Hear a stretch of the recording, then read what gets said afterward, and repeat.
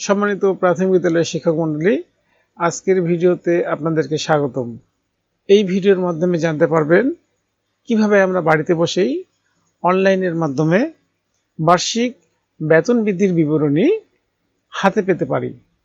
এই কাজটি করার জন্য আমি গুগল ক্রোম ব্রাউজারটি ওপেন করেছি। ব্রাউজারে আমি লিখব পে ফিক্সেশন। আমার পে ফিক্সেশন লেখা শেষ। আমি এখন ইন্টার বাটনে ক্লিক করব। তারপর আমরা এই পেজটিতে চলে আসব। প্রথম যে ওয়েবসাইটটি দেখতে পাচ্ছি, integrated budget and accounting system, আমরা এই ওয়েবসাইটটিতে ক্লিক করব। তারপর আমরা এই ইন্টারফেসটি দেখতে পাবো এবং বিশেষ সতর্কতা ও পূর্ব পরিস্থিতি এই বিষয়গুলি আমরা পড়ে নিব। পড়ে নেওয়ার পর আমরা পরবর্তী ধাপ এখানে ক্লিক করব। পরবর্তী বাটনে ক্লিক করার পর আমরা দেখতে পাবো জরুরি নির্দেশনা। আমরা এই নির্দেশনাগুলি পড়ে নিব এবং এখানে একটি চেক বক্স দেখতে পাবো। আমরা এই চেক বক্সটিতে ক্লিক করব। তারপর আমরা পরবর্তী এই বাটনটিতে ক্লিক করব। পরবর্তী বাটনে ক্লিক করার পর আমরা এইরূপ একটি ইন্টারফেস দেখতে পাবো। এখানে অনেকগুলি অপশন দেওয়া আছে। এই অপশনগুলির মধ্যে থেকে আমরা ইনক্রিমেন্ট এই অপশনটিতে ক্লিক করব। তারপর আমরা কিছু গুরুত্বপূর্ণ তথ্য দেখতে পাবো। আমরা অবশ্যই এই তথ্যগুলো পড়ে নিব। পড়ে নিয়ে এখানে আমরা হ্যাঁ বাটনে ক্লিক করব। হ্যাঁ বাটনে ক্লিক করার পর আমরা এই পেজটিতে চলে আসব। এখানে আমরা বেশ কয়েকটি ক্যাটাগরি দেখতে পাবো। এই ক্যাটাগরিগুলোর মধ্যে থেকে আমরা বেসামরিক এই ক্যাটাগরিতে ক্লিক করব। তারপরেই integrated budget and accounting system ওয়েবসাইটটিতে লগ ইন করার জন্য আমরা লগ ইন পেজটি পেয়ে যাব। লগ ইন করার জন্য আমরা এখানে আমাদের জাতীয় পরিচয়পত্র নম্বরটি দিব। তারপর আমরা ভেরিফিকেশন নম্বর দিব এবং নিচের এই ক্যাপচাটি দেখে দেখে লেখার পর লগ ইন এই বাটনটিতে ক্লিক করব। এখন প্রশ্ন, ভেরিফিকেশন নাম্বার কি? ধরে নিলাম ভেরিফিকেশন নাম্বারটি আপনি জানেন না, অথবা এই মুহূর্তে আপনার ভেরিফিকেশন নাম্বারটি মনে নেই। এক্ষেত্রে প্রথমেই আমাদেরকে এই ভেরিফিকেশন নাম্বারটি সংগ্রহ করতে হবে। ভেরিফিকেশন নাম্বারটি পাওয়ার জন্য আমরা নিচে ফরগট ভেরিফিকেশন নাম্বার এখানে ক্লিক করব। তারপর আমরা দেখতে পাবো ফরগট ভেরিফিকেশন নম্বর। এখানে আমরা আমাদের জাতীয় পরিচয়পত্র নম্বরটি লিখব। আমার জাতীয় পরিচয়পত্র নম্বরটি লেখা শেষ। তারপর আমি এই ক্যাপচাটি এখানে দেখে দেখে লিখব। আমার এই ক্যাপচাটি লেখা শেষ। ক্যাপচাটি কঠিন মনে হলে ট্রাই অ্যানাদার এখানে ক্লিক করে আমি ক্যাপচাটি পরিবর্তন করে নিতে পারি। এতটুকু কাজ করার পর আমরা সেন্ড ভেরিফিকেশন কোড এই বাটনটিতে ক্লিক করব।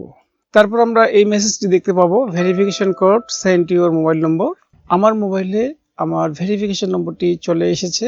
আমি এখন ওকে এই বাটনটিতে ক্লিক করব। তারপর আবার আমরা লগ ইন পেজটি পেয়ে যাব।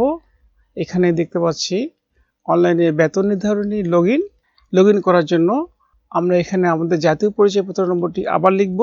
তারপর আমরা ভেরিফিকেশন নম্বরটি মোবাইল থেকে দেখে দেখে লিখব এবং এই ক্যাপচাটি আমরা এখানে দেখে দেখে লিখব। ক্যাপচাটি কঠিন মনে হলে ট্রাই অ্যানাদার এখানে ক্লিক করে ক্যাপচাটি আমরা পরিবর্তন করে নিতে পারি।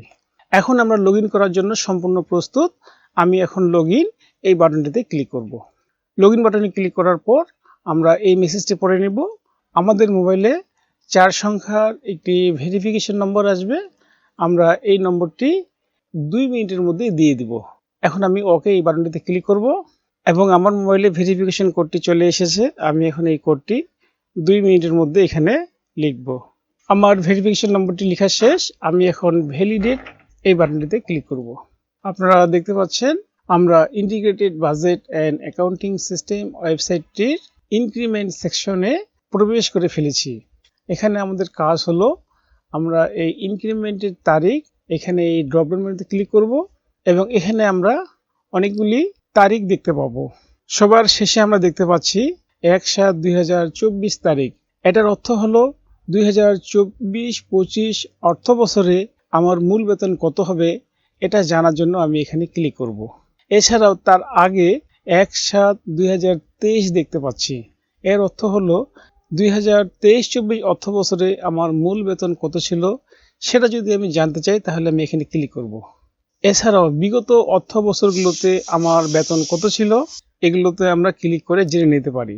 এখন আমি 1/7/2024 অর্থাৎ 2024-25 অর্থ বছরে আমার মূল বেতন কত হবে এটা জানার জন্য আমি এখানে ক্লিক করব। তারপর আমি গো এই বাটনটিতে ক্লিক করব। তারপর আমরা দেখতে পাচ্ছি জাতীয় বেতন স্কেল 2015 অনুযায়ী 1/7/2024 তারিখে প্রাপ্য মূল বেতন বিবরণী। আমরা একটু স্ক্রল করে নিচের দিকে চলে আসব। উপরে আমার প্রয়োজনীয় তথ্যগুলো দেখতে পাচ্ছি এবং এখানে দেখতে পাচ্ছি আমার মূল বেতনের পরিমাণ। এই বেতন বিবরণী প্রিন্ট করে রাখার জন্য আমরা স্ক্রল করে একটু উপরের দিকে যাব এবং এখানে আমরা প্রিন্ট এই আইকনটি দেখতে পাবো। আমরা এই আইকনটিতে ক্লিক করে এই বেতন বিবরণী আমরা প্রিন্ট করে অথবা সেভ করে রেখে দিতে পারি। আশা করি ভিডিওটি আপনাদের উপকারে আসবে। ভিডিওটি দেখার জন্য আপনাকে ধন্যবাদ।